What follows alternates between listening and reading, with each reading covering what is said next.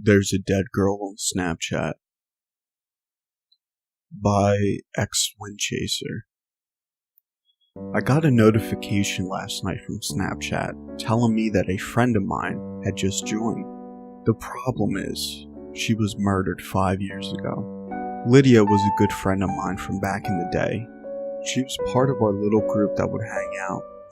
We would all go to the movies, out to eat, celebrate each other's birthdays, and so on.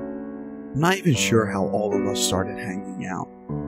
At first it was just 2 or 3 of us, and then the next thing I know, we're rolling 25 deep to Cheddar's on a random Friday just because we had nothing else to do. Naveed joined our little group for a small amount of time, but mainly because he had a bit of a crush on Lydia. That's fine. You get a large group of 20-somethings together and you're bound to end up with some coupling up. In fact, most of that group of people from back then decided to marry each other.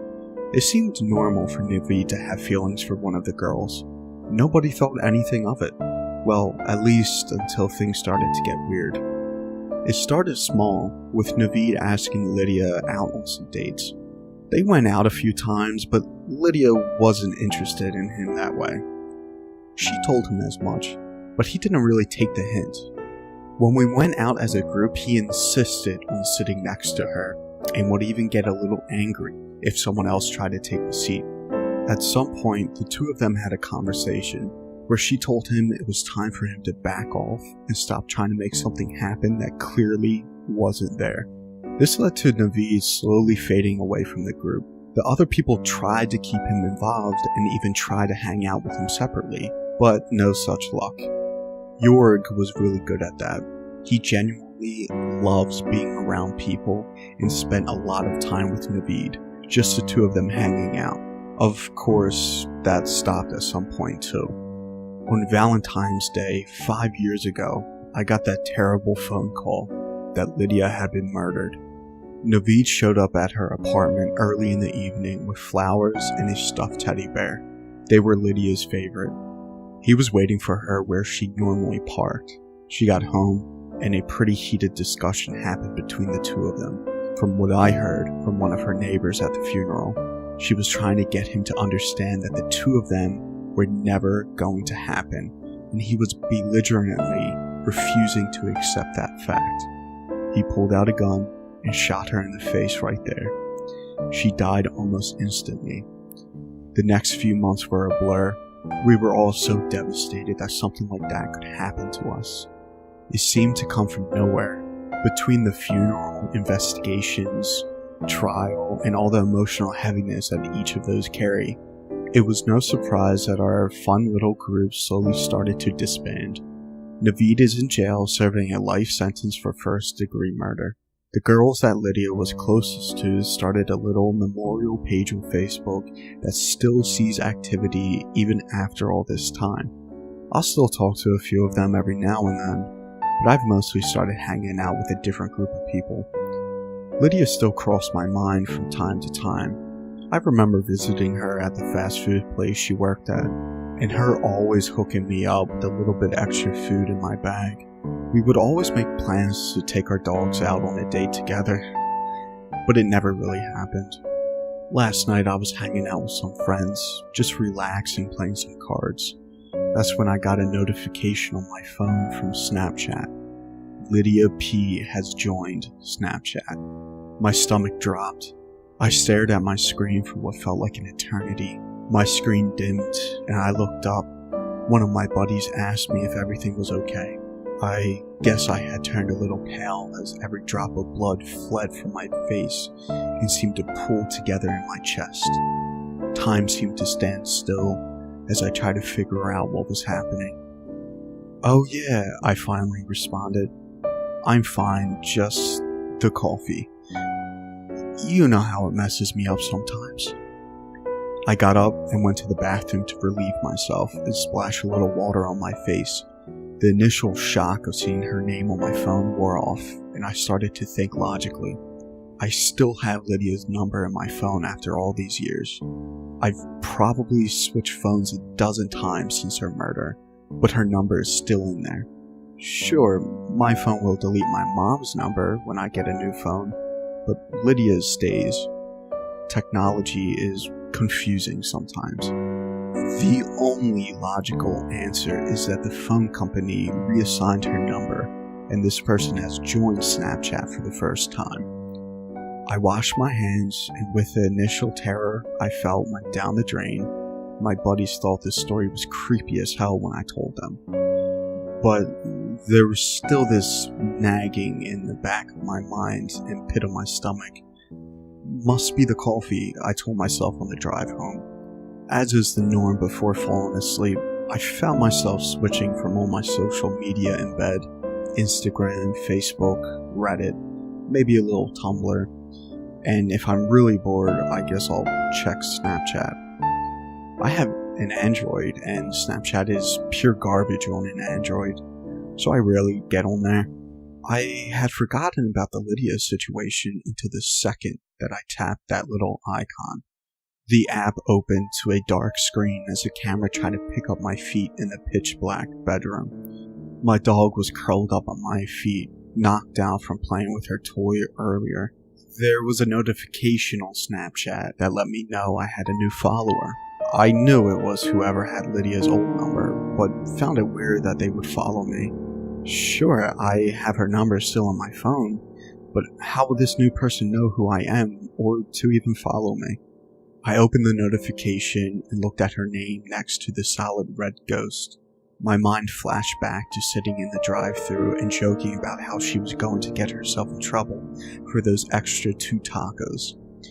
She really was a great person. Beautiful brown eyes and a smile that seemed to make the world just a little bit brighter.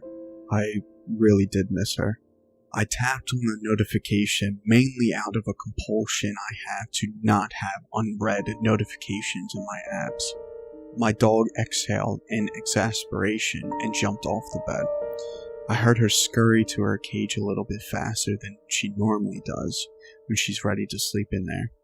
She started panting pretty heavily. I turned to my left to look in the direction of her cage. She made this weird, whiny growl noise that I've never really heard her make before and continued to pant as though she had just come in from outside.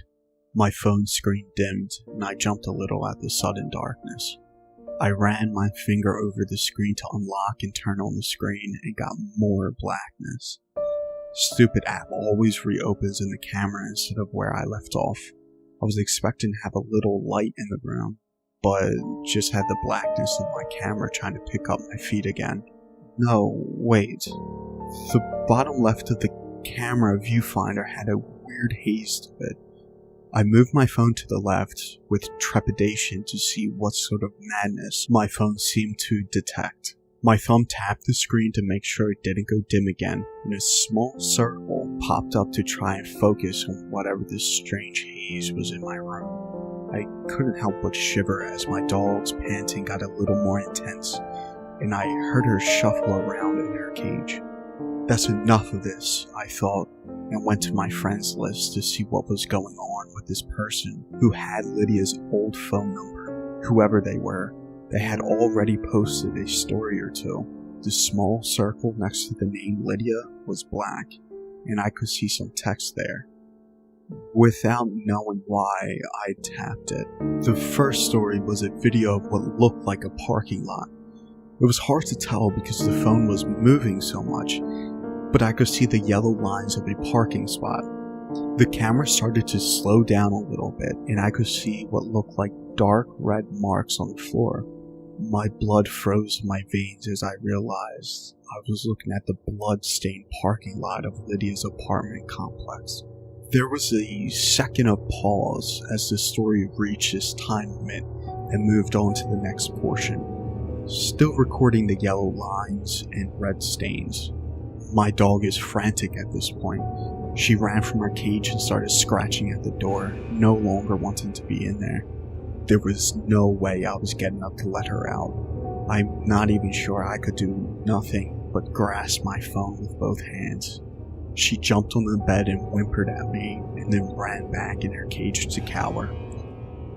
The next story started. It was a bright white screen that hurt my eyes after being in the dark for so long. The camera moved back a little. and I saw the white fur of a teddy bear holding a giant red heart that said, "Life without you is unbearable." It was only on screen long enough to barely make out what it said, but I recognized it right away from the trial. It was the bear Naveed gave Lydia on the night he killed her.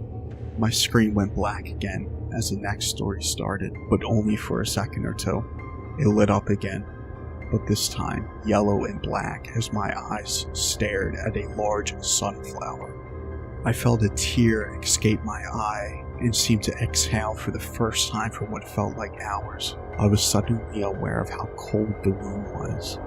My eyes moved frantically in their sockets as I looked at every detail of the sunflower.